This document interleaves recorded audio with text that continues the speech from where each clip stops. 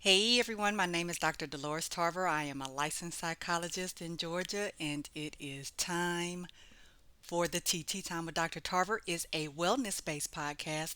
It is not intended to be a substitute for a relationship with a licensed mental health provider. Here we are in the last week of April, and it's been quite an exciting month here on Tea Time with Dr. Tarver. We had live guests in April talking about all aspects of identity from Asia and India White, talking about identity in Black women. We had a conversation with Isaac Gilliard about masculinity, male identity, fatherhood, raising young males. We had an excellent conversation with Michelle Jones about the mother daughter dynamic, and May is going to be no exception. May is Mental Health Awareness Month, and I've got some outstanding live guests coming to you all.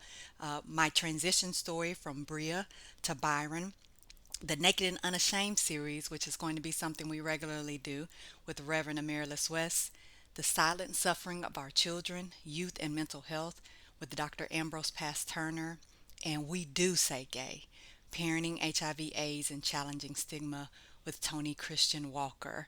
So May will not disappoint here on Tea Time with Dr. Tarver. But as I ended this month in the series about identity, I could not help but also address our identities as active participants in the communities in which we reside, right? Because we want to have some pride in where we reside. And one of the ways that we become active participants is in the election process. We are in a lot of states in this season of midterm elections. And so I thought it fitting that this last episode be Despite Disappointments in Delegates, Your Voice Matters. So you've gotten the robocalls and the pamphlets, the texts, the emails. You have seen the signs, some large, some small, that are in yards or open spaces, especially places near where voting precincts will be. You have had people petition you, ask you questions, show up in your churches, show up at your schools, show up walking around your community. And so you know right now that we are in election season. You're seeing it all over the television station. But you also may be aware that we are at war. And I'm not just talking about the war in Ukraine, but I'm talking about the war that we're facing right here at home with regard to poverty, in inequities in housing, in healthcare, in access to medical and mental health resources, in food deserts, in our ability to pay more for products but actually be getting less of the product. People are having incredibly difficult times finding affordable housing, and the pay wages that people are being given are just not, well, I can't even say given because they're earned.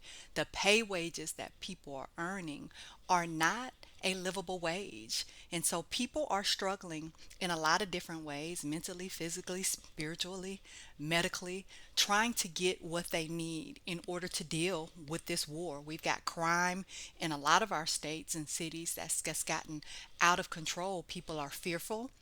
Police don't have enough resources to be able to even be fully staffed. And then we know that we've had some issues with police officers engaging in brutalities, particularly against people of color. So we have some significant issues that we're dealing with right here at home. And unfortunately, what happens when we're in an election season and we're at war, then what you're going to hear is a lot of rhetoric from politicians about what they're going to be able to do, capitalizing on some of these challenges that we're experiencing. But we've often been disappointed because whereas people are talking about they're going to address these things, you may, as I have experienced as I've gone to forums to hear candidates speak, realize that they actually a lot of times do not have a concrete plan. And even the plan that they do have, there's no guarantee that they'll be able to execute that plan when they get into office, particularly in their first year of office. And am I going to see you again after election season? You're present right now. I'm seeing you everywhere. But where are you going to be when it actually comes time for this work to be done when you're an elected official? So let's talk about some of the reasons why we don't vote. Voting can feel very thankless. We are the type of people that like to see a return on our investment. Everyone needs a why. So, why am I going to do something really shows up when it comes time for this voting process. Because if I don't feel like I'm actually going to get any, my candidate won't get elected perhaps, or they'll get elected and they won't do, because we know that their lists are so lofty, these campaign goals that they have, you won't be able to do the majority of those things. And so, am I going to be disappointed when you get there? And if I am, what is the reason why I would even bother to vote? I'm not going to get anything from the process. Even if I am possibly wanting to vote, there are then all these other barriers that come into place. Difficulty getting a government issued ID. And I know some of you may be thinking, well, why would that be hard? Well, it can absolutely be hard if I'm elderly, if I don't have transportation, if I have limited information about where to go and get an ID from, if I'm in a rural area or a place where it may just be a challenge for me to get to the government issued ID location. As we know, during COVID, some places were actually closed. They weren't doing any kind of business in person. So that means I would need to have access to a computer, have the ability to be able to scan all of the documents I need in order to verify who I was to even get a government issued ID. You do realize that most people, one of their forms of ID is actually this ID that we would be trying to get. So if I don't have a government issued ID, how am I going to go about proving who I am? A lot of people have lost social security cards and birth certificates, and a lot of times people will not take birth certificates that have been damaged in any way or altered in any way. So then that would mean I would need to go get an original birth certificate, which means I have to what? Order it. And possibly I have to do that online. So as you see, it begins to be this circular process of how am I actually going to be able to get this ID? And the people that are hit the hardest are our elderly, our people of color, and our people who live in poverty. And that's going to be the case for a lot of these things, which is why that percentage of people tends to vote less. If you have been convicted of a felony, in the majority of states, you may not even be aware that you can do some things to address your ability to be able to vote. However, if I don't know that, then I think that I've lost my right forever. So I don't take advantage of some of the programs that might be out there to be able to get my voting rights restored. So, and that is a disenfranchised group, people that have been convicted of felonies. It'd be difficult to get jobs, much less try to figure out how I'm going to vote. And in the priority of things, so we talked about all of these other things that people are dealing with, just trying to be able to pay for all of the things we have, childcare and transportation and homes, and food and gas. Like this may not even be high on that list of priorities. As you all are quite aware, there's been a lot of redistricting, particularly here in Georgia, that has affected people being able to vote, limiting the hours for early voting, limiting the days of early voting, changing requirements for mail-in voting, and all of these other kind of barriers that have been put in place on restrictions around being able to vote, and limited options for voting has, of course, affected particular groups, right? Our seniors, our people of color, and our people who live in poverty. Sunday is actually the most common voting day everywhere except for in the United States, because typically people are more likely to have the option of being able to work, or if I'm working multiple jobs, Sunday may be a day that I only work one of those jobs. So I may have more availability to be able to come and vote. Sunday is one of the days that was actually removed in some of these voters' laws that were passed to be able to decrease people's access. Because we know that Sunday for people that don't work is a great option. For people that do work, but again have maybe more flexibility on a Sunday, then they would be more likely to be able to get out and vote. Tuesday is the day that we vote in the United States. Tuesday is a work day for a lot of people, particularly working people. And Tuesday may be a day where you don't have the ability to be able to get off of work. And even if you were, it's not paid leave. So I have to go and stand in line on this day where everyone else is going to vote, because in some places there's not early voting at all. And so I could be there for hours. I'm missing out on those wages. That may not be an option for me. Some people work multiple jobs. And so I'm leaving one job going to the next. So I don't have a break on Tuesday, even though your polls may be open from 6 to 9. If I'm working two or three jobs, I'm still working during that time. And I only have this one day to go and vote. Then again, now I'm also not going to be able to get out and vote. So that disproportionately affects people who often are in our workforce and do not have the luxury of being able to have leave, or the luxury of being able to have time before work or after work to be able to go and vote. Voters just don't feel like candidates represent their values. Unfortunately, we say a lot of things during election season, but then when it comes again to putting these things into practice or the follow through, we're not seeing that represented. And sometimes, if you've ever sat in and listened to some delegates speaking at times, you really hear that they are disconnected from the communities in which they are trying to say they're going to be serving. Their plans are lofty, and oftentimes don't have specific goals or strategies to them.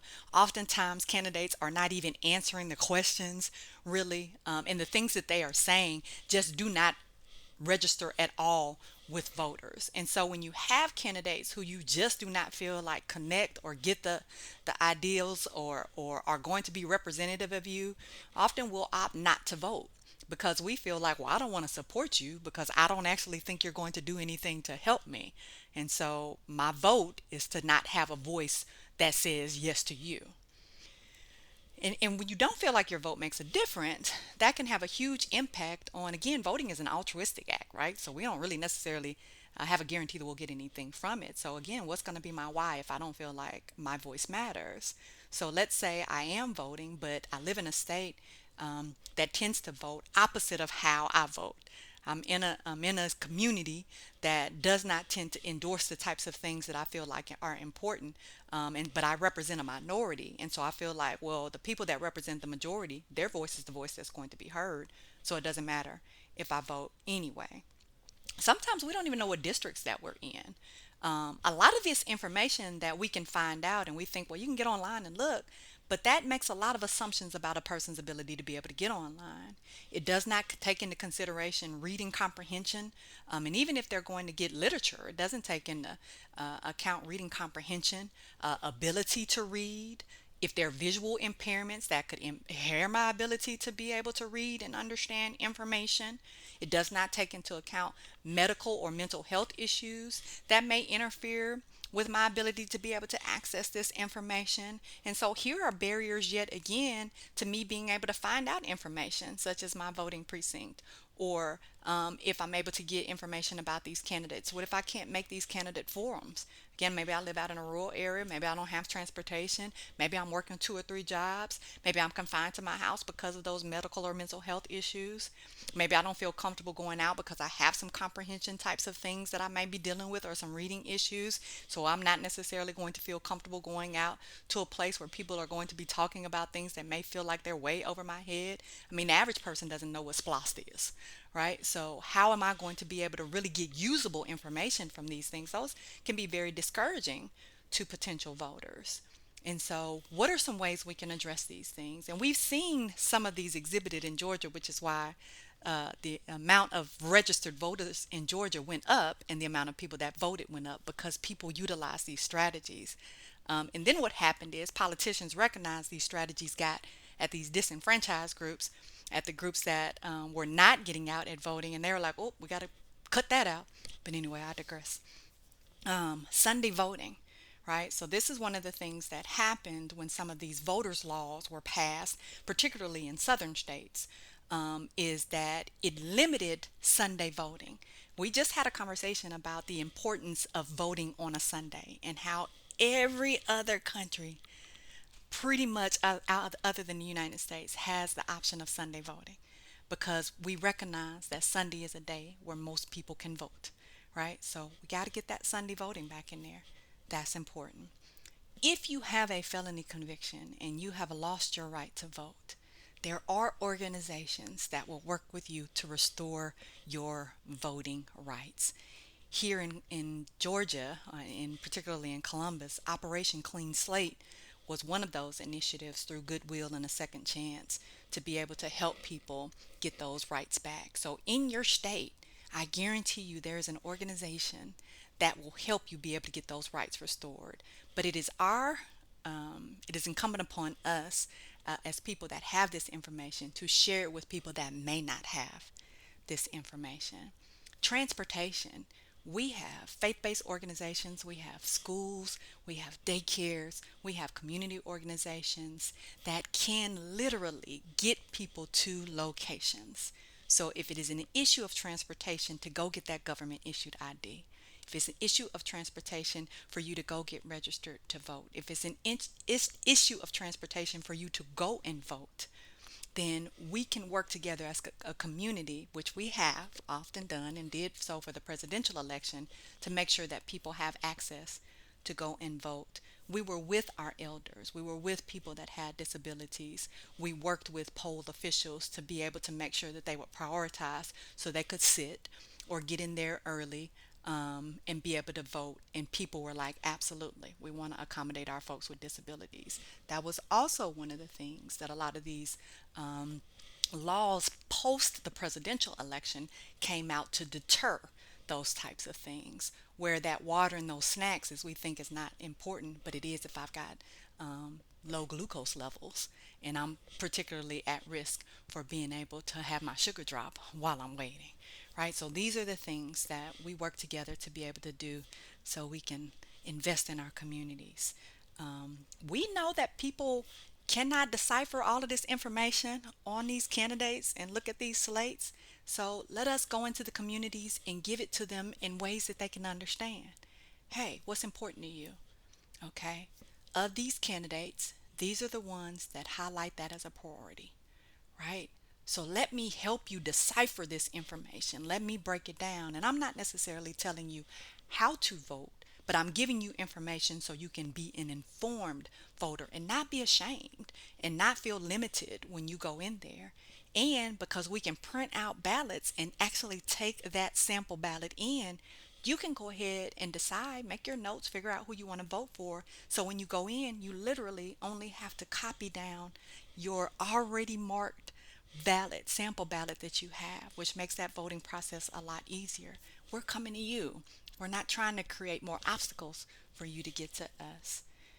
We can have neighborhood voter registration, and we did. We had people in Georgia going, people were going to the strip clubs, people were coming to communities, people were at music events, making sure that people were registered to vote, hadn't been dropped off the voter registration list, could address some of these issues with, hey, I've moved and this may not be updated, right? And all of these challenges were able to be ironed out ahead of time, so there were not issues when it came time for people to vote. People knew what district they were in. They knew where to go vote. They had their ID so they could be able to vote. We also were able to show people what the community issues were that they might not have been aware of had been addressed. Right? So a lot of times we're like, oh, these politicians aren't doing anything. It may be that they have done some things, but we may not be aware of them. As I just talked about, SPLOST is one of those things. Like we're like, what does that mean? What did that do? How have people invested in the community? Oh, there's grants. I didn't realize that they address grants. Oh, they got with the housing authority and gave more housing options, right? So there may be things that people aren't aware of. So let's talk to people about what has been done so that we can address this issue of their folks aren't doing anything. They've forgotten about us. They haven't look at the roads, look at, you're absolutely right. Those are issues that still need to be addressed. And here are some issues that have been addressed. Oh, well, who addressed that? How did that happen? Right? So giving people information. Thank people. Like, who doesn't like a good appreciation? Right? Thank people for showing up. Thank people for being invested in their community. There are so many people that are actually helping in their own neighborhoods. They're doing programming in their own neighborhoods. They're making sure the kids are fed. They're providing opportunities for kids to have activities. They're doing mentorship programs. They're doing apprenticeships. apprenticeship programs. They haven't put an official title on it, but when they get little junior and have him come on over to the shop and he's sweeping and he's doing some things right, they're teaching these strategies. And so you have people that are already investing in the communities who are being gatekeepers, then we need to be connected with these people. Let's figure out how we can make sure that your voices are being heard, that the work that you're doing is being honored, that we're appreciating that, and also connect you to how you're important and integral to this voting process. We want to be able to address as early as possible some of these issues that are affecting people in terms of their voting. We've talked about transportation to get to the polls. We've talked about helping people get their IDs.